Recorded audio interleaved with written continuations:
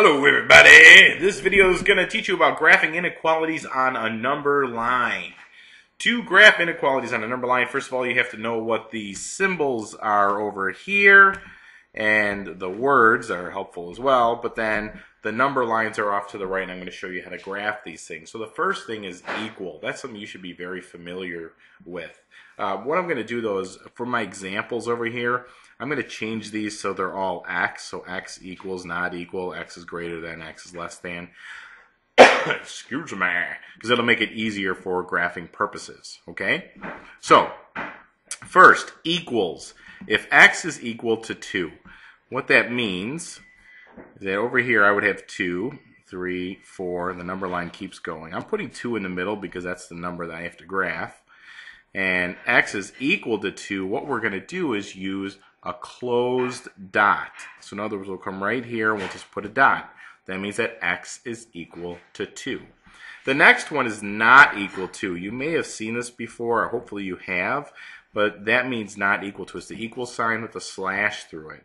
So if I have x is not equal to 1, and I wanted to graph that, first I go to my number line. I have 1, 2, 3, 4, 0, -1, -2. If I want to say not equal to, I'm going to do an open dot like that. That means it's not equal to 1. Next, I have greater than. Now, some of you guys, you get these symbols confused, these greater than, less than symbols. That's okay. What I want you to do is think of it like this. Right? This is x is greater than 2. So if I put 2 in the middle here, and I numbered my number line like this, 3, 4, 5, 6, 7, 1, 0, -1, -2. Okay? First of all, for a greater than, it's going to be an open dot because it doesn't include 2, but includes everything larger than 2. In order to tell which one's greater than and which one is less than, if you look at it, what direction is this pointing? It's pointing to the right. It's pointing in this direction. It's pointing towards numbers that are all greater than, or in the greater than direction on a number line. So that's one way to remember it. Then what you have to do is this. You thicken in a line like this with your pencil, and you put an arrow to the right.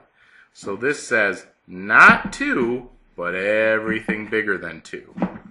Okay? The next one then is less than. And if you look, less than has an arrow pointing to the left. So x is less than 9. I'll put 9 here in the middle. 10, 11. I'm not going to number this all the way because it would take forever. It's going to be open because it does not include 9. And it's going to point to the left because it's showing that everything less than 9 is what this is referring to.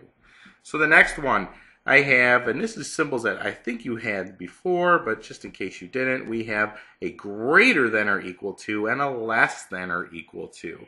These are graphed just like the previous ones. The only difference is this part right here where it says or equal to, rather than an open dot, we're going to have a closed dot and then an arrow that points to the right. Make that dot a little larger. And this one we would have a closed dot and an arrow that would point to the left. And again, I don't want to forget to number my number lines. This is 1, 2, 3, 0, -1. And this one was 3, 4, 5, 2, 1. So unlike the previous ones, excuse me again, this one here for the greater than or equal to says that 1 is a solution and everything larger than it is. And for the dogs, it's 3 dogs or less. Okay? Let's move on. Let's try and graph some of our own. Alright.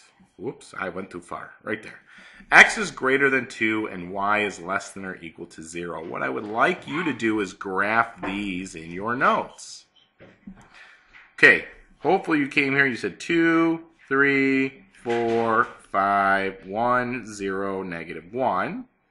And at 2, it's going to be open because it's a greater than. And greater than points to the right. So you remember like this. Now, next one is y is less than or equal to 0. So I have 0, 1, 2, 3, -1, -2, -3. and it's going to be filled in, and it's going to point to the left. Okay? And again, if you look at this, this is pointing to the right, so my arrow points to the right, and this is pointing to the left, so my arrow points to the left. The one thing you need to be careful of, though, this only works if the variable is on the left-hand side. If the variable is on the right-hand side, so for example, if this, rather than saying it like that, was written like this, that would indicate to you that the arrow goes this way, but that's not the case. It is the other direction. So make sure when you're looking at this, if you want to use that method, you make sure the variable is on the left-hand side and it'll work for you. Cool. Let's move on to another one. Actually, what I have is a chart for you that I want you to copy. We're going to run into a lot of verbal phrases, and you have to know what the words mean in order to come up with the correct symbol. So I want you to copy this chart. Pause the video right now. Copy this chart in your notes. Okay, moving on. I have some samples. They're going to use some of these here. The first one. My kids needed to be at least 52 inches tall to ride the Top Thrill dragster at Cedar Point last summer. So how would we graph that? Well, first of all, hopefully you know that 52 goes right here in the middle. And now the numbers are going to be kind of close together, so what you can do is you can skip. And I'll go over here, this would be 54. I'm skipped by 2s, I go down to here, and this would be 50. Now, the kids needed to be at least 52 inches tall. So in other words, they could be 52 inches tall, and they could ride the ride. Or they could be larger or taller than 52 inches. So in other words, their height could be greater than or equal to 52. Okay, next one I want you to try on your own.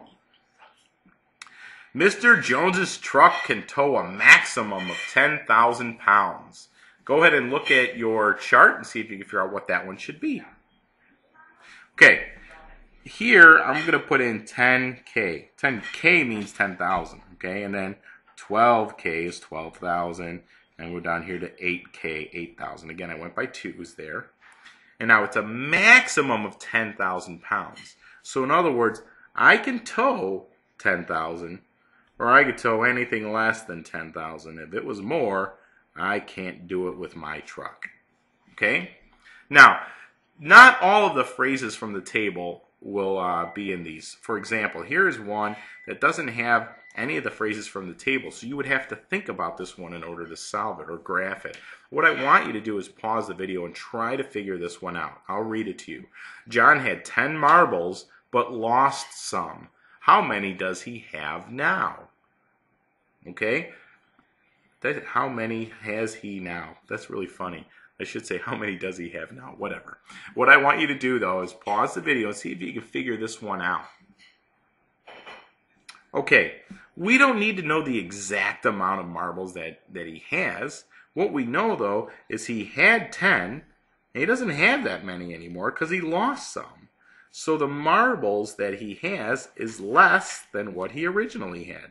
He is less than 10. The exact amount, I don't know.